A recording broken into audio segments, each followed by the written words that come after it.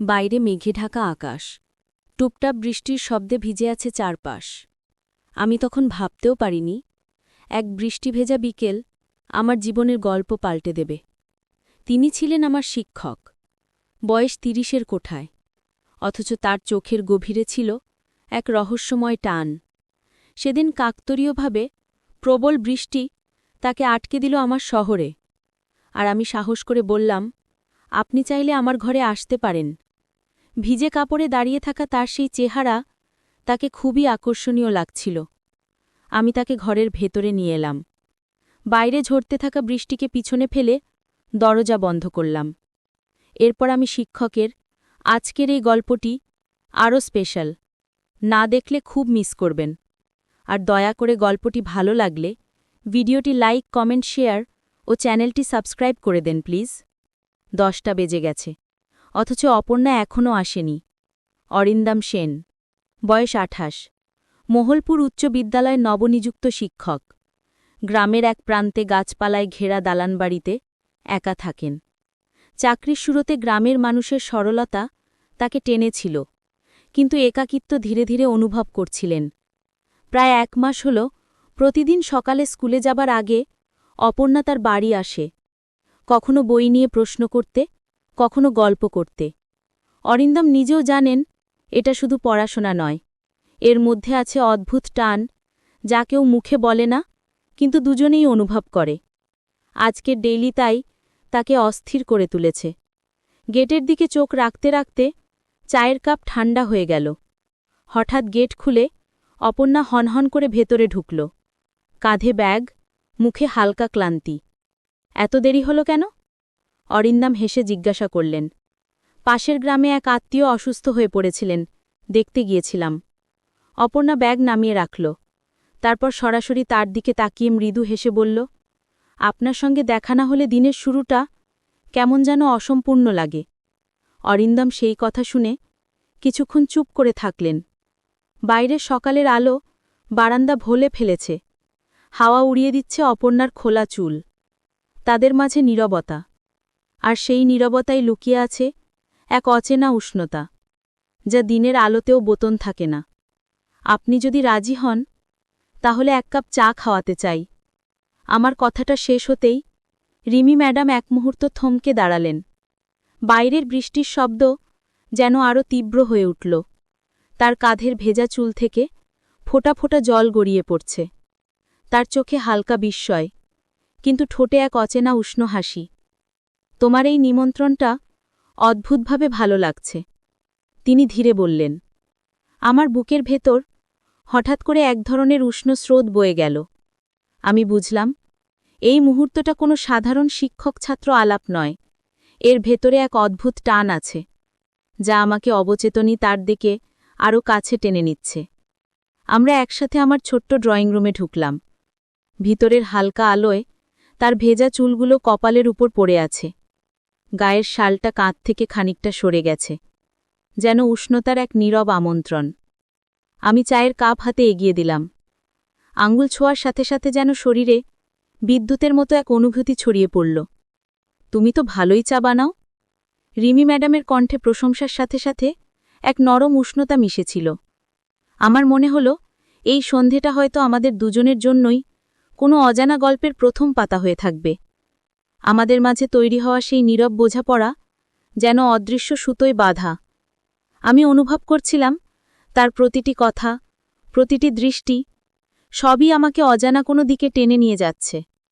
সন্ধ্যের আলো তখন ঘরের জানালায় হেলে পড়েছে। বইপত্র গুছিয়ে রাখতে রাখতে আমি হঠাৎ তার হাতের আঙুলে ঠেকে গেলাম। কোনো শব্দ উচ্চারণ করিনি, শুধু চোখে চোখ রেখে বুঝিয়ে দিলাম আমি এই অদ্ভুত আকর্ষণের বাইরে নেই। তিনি মৃদু হেসে বললেন, তুমি কি সবসময় এত চুপচাপ? আমি কিছু বলতে যাচ্ছিলাম, কিন্তু তার চোখের গভীরে সেই প্রশ্নের উত্তর আটকে গেল। পরক্ষণেই তিনি জানালার দিকে তাকিয়ে বললেন, আজ আকাশটা কেমন যেন মন খারাপের মতো লাগছে, ঠিক আমার মতো। আমি কিছুটা কাছে গিয়ে দাঁড়ালাম। দূরের বজ্রপাতের আলো ঘরে ঝলসে উঠল, আর সেই মুহূর্তে তার কাঁধে আমার হাতের স্পর্শ, আমাদের মধ্যে দূরত্ব যেন এক নিঃশ্বাসে মিলিয়ে গেল। তার চোখে তখন অদ্ভুত এক উষ্ণতা, আর আমার মনে কেবল একটাই অনুভূতি, এই মুহূর্তটুকু চিরদিনের জন্য ধরে রাখতে চাই। বজ্রপাতের আলো নিভে গেলে ঘরটা আবার শান্ত অন্ধকারে ঢেকে গেল। জানালার বাইরে বৃষ্টি ক্রমশ বেড়ে চলেছে। টপ টপ করে জল পড়ার শব্দ যেন আমাদের নীরবতার সাথে মিশে যাচ্ছে। তিনি ধীরে ধীরে জানালাটা বন্ধ করলেন। তারপর আমার দিকে ফিরে দাঁড়ালেন। চোখে তখন এমন এক দৃষ্টি যা ভাষার বাইরে, কিন্তু অনুভূতিতে স্পষ্ট। আমি বুঝলাম, এই মুহূর্তে কোনো শব্দের প্রয়োজন নেই। আমি নীরবে তার কাছে এগিয়ে গেলাম। আমাদের মাঝে মাত্র 1 হাত দূরত্ব, অথচ মনে হলো এটাই যেন সবচেয়ে দীর্ঘ পথ, যা পার হওয়ার অপেক্ষায় আমি কতদিন ছিলাম। তিনি ধীরে মাথা নিচু করলেন। চুলের কিছু গোছা কপালে নেমে এলো। আমি হাত বাড়িয়ে চুল সরিয়ে দিলাম। সেই স্পর্শে তার নিঃশ্বাস কেঁপে উঠল। আর আমার বুকের ভেতর হঠাৎ কেমন এক অদ্ভুত উষ্ণতা ছড়িয়ে পড়ল।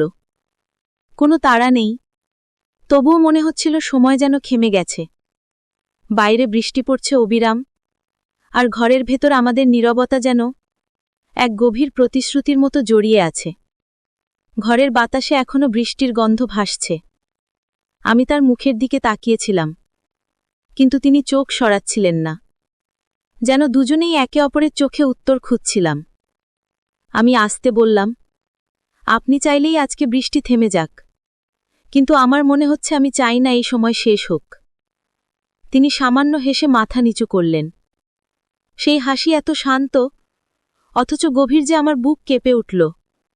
তুমি জানো তো, আমি অনেক দিন ধরেই এই ঘরে আসিনি, অথচ আজ মনে হচ্ছে এখানেই যেন আমার সবটা আটকে আছে। আমাদের কথা ধীরে ধীরে থেমে গেল, শুধু নিঃশ্বাসের শব্দ আর দূরে বজ্রের গর্জন। তিনি হঠাৎ আমার খুব কাছে এসে দাঁড়ালেন। আমার কাঁধে হাত রেখে বললেন, তুমি কি জানো, আজকের এই মুহূর্তটা হয়তো আমাদের জীবনে আর কখনো আসবে না। আমি কিছু বললাম না, শুধু তার হাত দুটো আমার হাতে নিয়ে চুপচাপ ধরে রাখলাম, যেন সেই নীরব স্পর্শে সব কথা বলা হয়ে গেল। নীরবতার মধ্যে তার হাতের উষ্ণতা আমার হাতের ভেতরে ধরা ছিল। বাইরে বৃষ্টি যেন আরো জোরে পড়ছে, কিন্তু ঘরের ভেতর আমাদের নিজের এক আলাদা জগৎ তৈরি হয়ে গেছে। তিনি ধীরে ধীরে সোফায় বসে পড়লেন, আর আমাকে ইশারায় পাশে বসতে বললেন। আমি বসতেই তিনি জানালার দিকে তাকিয়ে বললেন, তুমি কি কখনো খেয়াল করেছ, কিছু মানুষ জীবনে হঠাৎ এসে এমনভাবে থেকে যায় যে তাদের ছাড়া ভবিষ্যৎ কল্পনাই করা যায় না। আমি অবাক হয়ে তাকালাম তার দিকে। কথাটা ছিল সরল, কিন্তু ভেতরে যেন গভীর এক অনুভূতি লুকিয়েছিল। আমি উত্তর দিলাম, হয়তো সেই মানুষগুলো আমাদের জীবনের অসম্পূর্ণ গল্পের হারিয়ে যাওয়া অধ্যায়, যাদের ছাড়া কাহিনী শেষ হয় না। তিনি আমার দিকে তাকালেন, চোখে অদ্ভুত এক মিশ্র অনুভূতি, কৃতজ্ঞতা, স্নেহ আর এক বিন্দু দ্বিধা। হঠাৎ খুব ধীরে আমার কাঁধে মাথা রেখে বললেন, আজ তুমি না থাকলে হয়তো আমি একাই বৃষ্টির রাত পার করতে পারতাম না।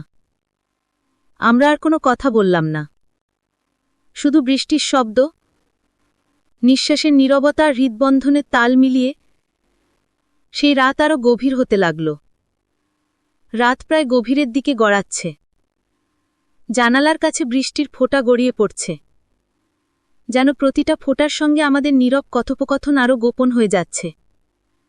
তিনি মাথা তোলা ছাড়াই বললেন, জানো, কিছু সম্পর্কের নাম থাকে না, কিন্তু তবুও তাদের গুরুত্ব কোনো কম হয় না। আমি মৃদু হাসলাম। হয়তো নাম দেওয়া মানেই তাকে সীমাবদ্ধ করে দেওয়া, আর কিছু অনুভূতি সীমাবদ্ধতার মধ্যে বাঁচতে পারে না। তিনি ধীরে ধীরে সোজা হয়ে বসে আমার দিকে তাকালেন, চোখে অদ্ভুত এক আলো, যেন এই মুহূর্তে তিনি আর বাইরের পৃথিবীর মধ্যে কোনো দেয়াল রাখছেন না। হঠাৎ আমার হাত তার হাতে এসে মিলল।